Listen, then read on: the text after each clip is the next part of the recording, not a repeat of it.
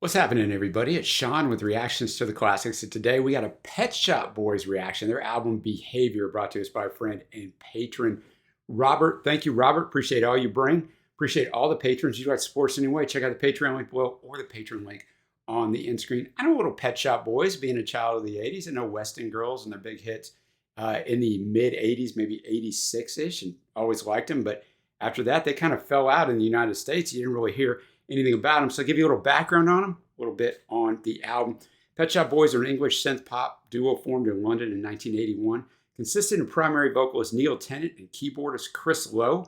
They've sold more than 50 million records worldwide and were listed as the most successful duo in UK music history in the 1999 edition of the Guinness Book of World Records. I don't know if that's still the case. I would assume it is, but they have 14 studio albums. They're three-time Brit Award winners and six-time Grammy nominees. Since 1984, they've achieved in the UK 42 top 30 singles, 22 of these being top 10 hits, including 4 UK number ones. West End Girls, also the number one in the US Billboard Hot 100. It's a synth pop version of Always on My Mind and Heart. With 5 US top 10 singles in the 80s, they're associated with the second British invasion.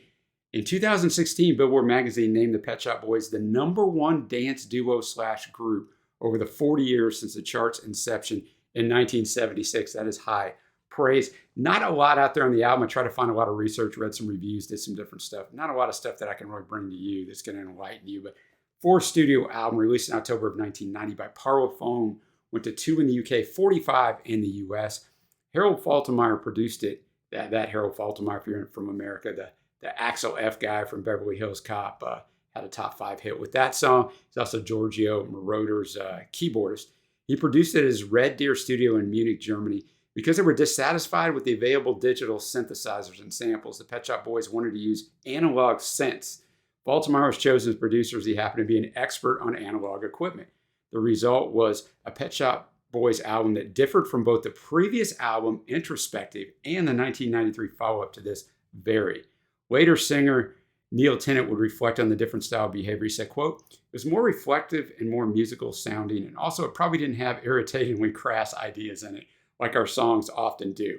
Tennant stated the album was inspired by fellow synth pop group Depeche Mode's album Violator, released that same year, and just a fantastic album Violator is. I always look at a lot of critical ratings. There's 2 that I really respect a lot. Enemy, they gave this a 6 out of 10, but then Pitchfork gave it an 8.5 out of 10. So we'll see what we think here. All tracks are written by Chris Lowe and Neil Tennant, except where I note. Let's kick this thing off with Being Boring. Second single, 20 in the UK, marking the duo's first single to miss the top 10 since Opportunities, Let's Make Lots of Money in 1986. I know that song. On its 20th anniversary, a Guardian critic proclaimed this song the greatest single of all time. Now, that is a tough thing to hang on to. What it's about is a little tricky, right? Because I read several different things, and I've got some information here, but I think that we'll listen to the song, and then I'll try to decipher which part of this is right. Not that I'm going to be able to figure it out from one listen, but I'll have the lyrics up as always. Thanks again, Robert. Being Boring. One thing I didn't mention at the onset of this thing is the songs that were singles. I think there's 4 of them. Don't hold me to that. They have all these different mixes, right? Because they're huge in the dance clubs, and then a different mix for the single release to the radio. So if you're hearing these songs, you're very familiar with them. And you're like, man, this sounds different. Like, obviously we're listening to the full album, but just a forewarning there that from what I understand, some of these songs sound quite different. So I do think that a lot of what I read is probably right about this. Now, in an interview in 1993, so a few years later, Neil Tennant described this song as, quote, "one of the best songs we've written," and said that, "For me, it's a personal song because it's about a friend of mine who died of AIDS. And so it's about our lives when we were teenagers and how we moved to London. And I suppose me becoming successful and him becoming ill." So that is that's a difficult thing, right? So the first verse basically is about them kind of being kids and partying.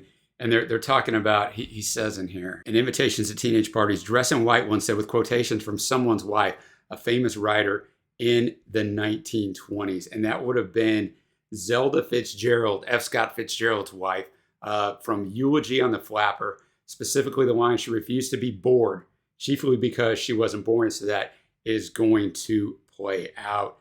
And then we come into the pre-chorus. "When you're young, you find inspiration." Anyone who's ever gone and opened up a closing door. So it's probably coming out of the closet, right? Being LGBT. Like that is what a lot of this is about. She said, "We're never feeling bored because we're never being born." So talking about that quote, "We had too much time to find ourselves and we're never being born."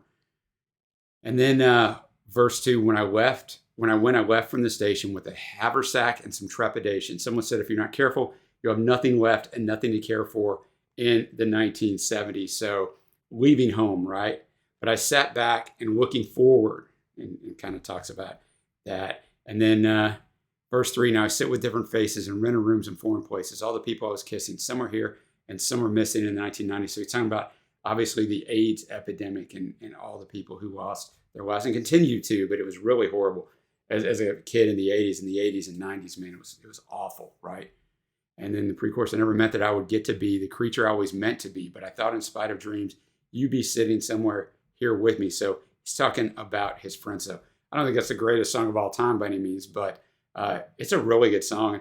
And I really do enjoy the sound of the Pet Shop Boys. I remember that from years past, and I mean, I still enjoy it right now. Next up, we have "This Must Be the Place I Waited Years to Leave." I don't have any research on this one. "This must be the place I've waited years to leave." So a lot of Chris is in there with Neil and a lot of stuff, a lot of call and response stuff, and just everybody jumped to attention, and then everybody, that sounded out between "Each morning after sun blessed, feeling the benefit, mental arithmetic.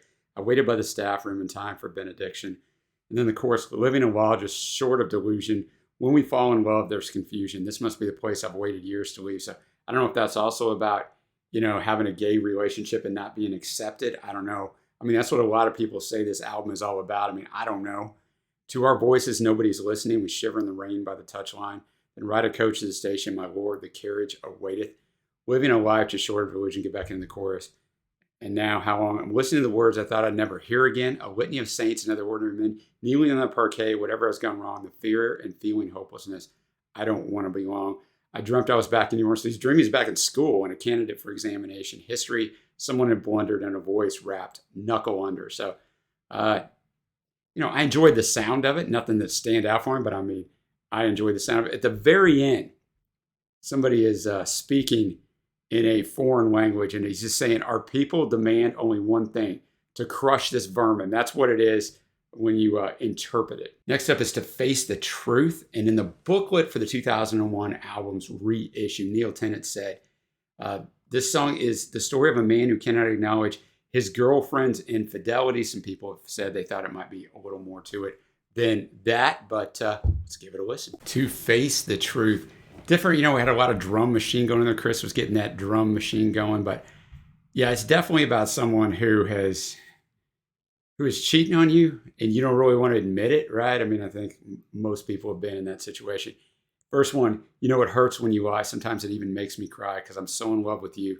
If you don't believe what I've said, take a look. My eyes are red because I'm so in love with you." And then the pre-chorus, "But all those sleepless nights in bed, when you've been out somewhere instead, I wonder if you care and cannot bear the proof." And then the chorus, "It hurts too much to face the truth, to face the truth." And then verse 2 I thought was great, right? "A lawyer with a case to prove would sift the evidence, then move." In other words, if I had a brain in my head, I would look at everything. I know what it's telling me, and I would move on it.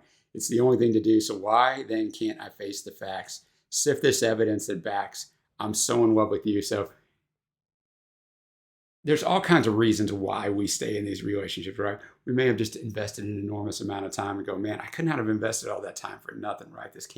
I can't fail, whatever it is, but he knows all the evidence is telling that this significant other of his is not being faithful, but he loves them, so he just can't let it go. And that's a tough spot to be in. But I thought Neil's vocals, you could feel a little bit of the pain in there. I did enjoy that part of it. Now we'll move on to "How Can You Expect to Be Taken Seriously," released in the UK as a double A-side with "Where the Streets Have No Name" / "I Can't Take My Eyes Off You." Yes, a couple covers in there. Serving as the third single from this album. It was subsequently released as a single in its own right in the US, went to 93, and in France. Neil Tennant later said that the track was, quote, "inspired by a female pop star from 1989. to do a little research. I mean, Madonna's the first one that comes to my mind. But there are a lot of pop stars in 1989. How can you expect to be taken seriously? I don't know, man. Like I read that it was about a female pop star. Some people are speculating it's either about Sting or more likely about Bono, and that's why they put Where the Streets Have No Name on the B-side. That sort of makes sense, but boy, man, you can dive deep into these conspiracy theories, right? Who knows? But you live upon a stage and everyone's agreed you're the brightest hope by far that anyone can see. So when you take the limelight, you can guarantee you're gaining fame and claiming credibility. And how can you be taken seriously, that chord? How can you expect to be, you live within the law and everyone assumes you must find this a bore and try something new. You're an intellectual giant and authority to preach and teach the whole world about ecology. So, do you think they'll you're another major artist on a higher plane. Do you think they'll put you in the Rock and Roll Hall of Fame? There's definitely some venom in this thing, right?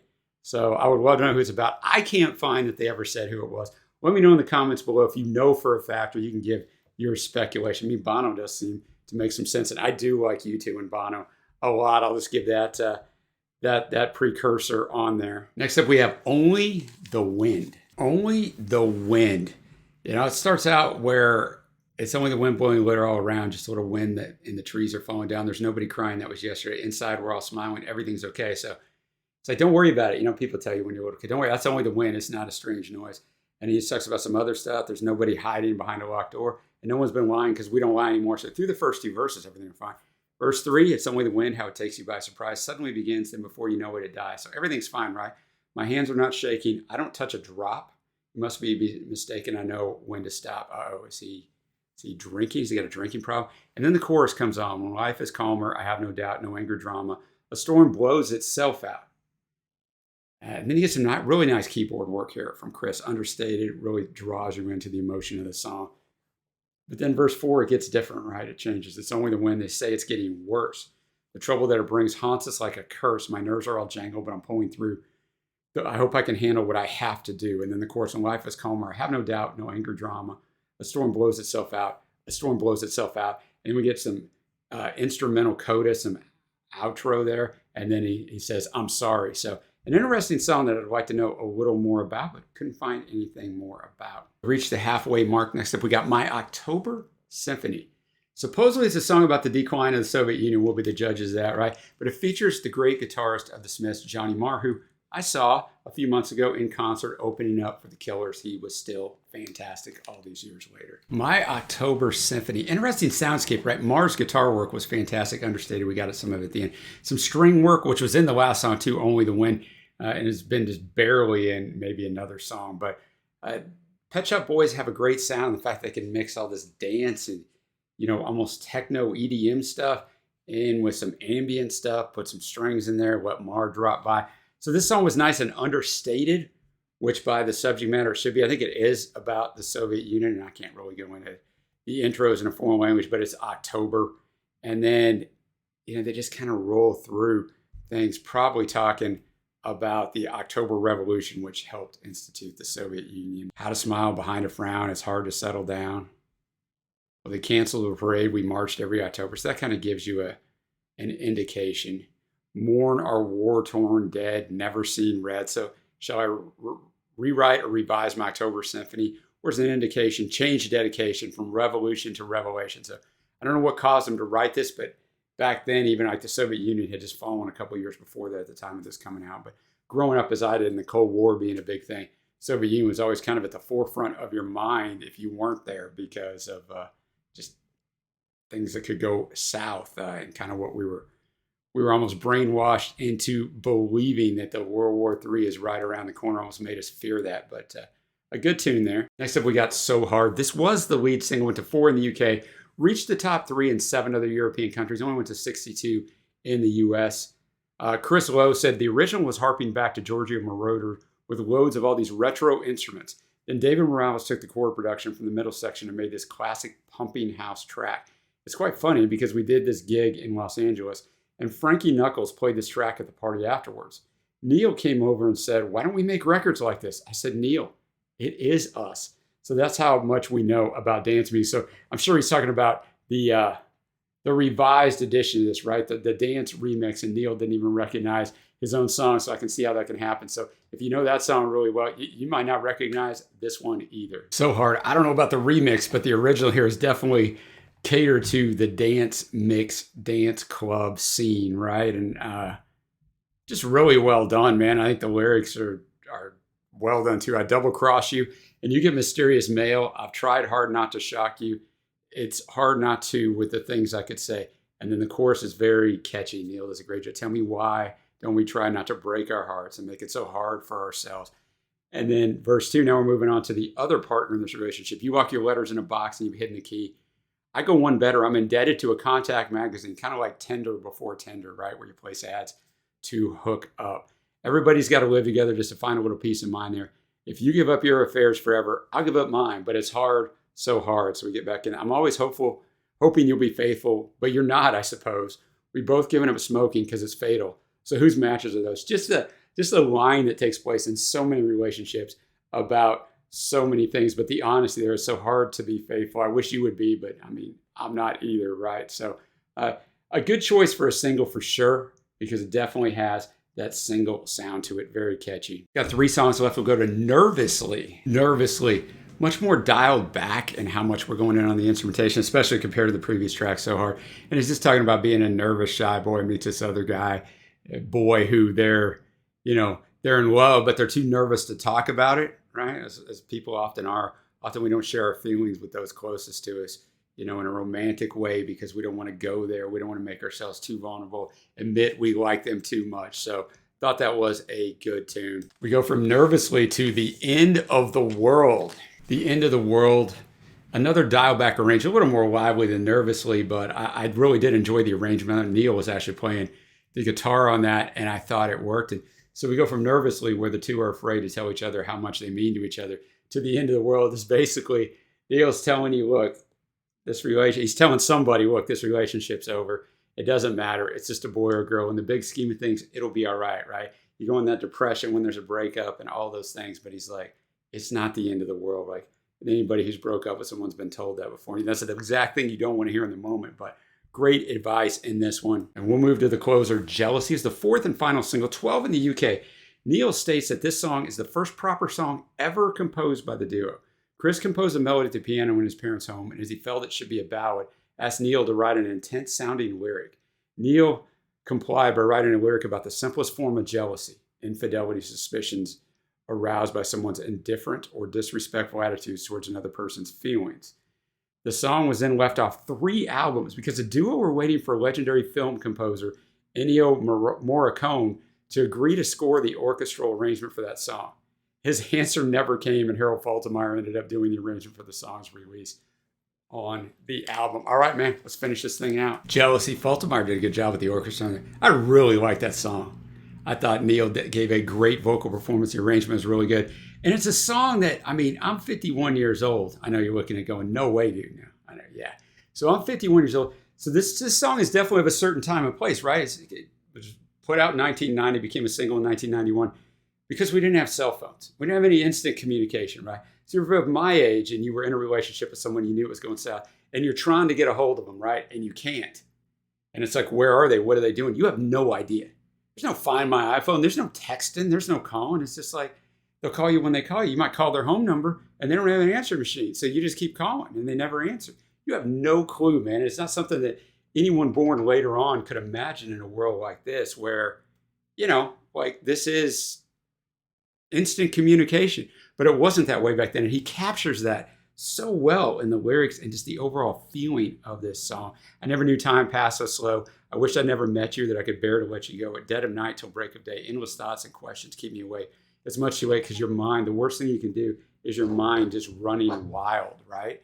And that's what's happening there. Where you've been, who you've seen. You didn't phone when you said you would. Do you lie? Do you try to keep in touch? You could. I've tried to see your point of view, but could not hear or see for jealousy. And jealousy is a horrible thing. And I think most of us have gone through that in our life. We don't like it, but it has happened. That's going to take me to my favorite tracks. Honorable mentions to Face the Truth, my October Symphony about the Soviet Union.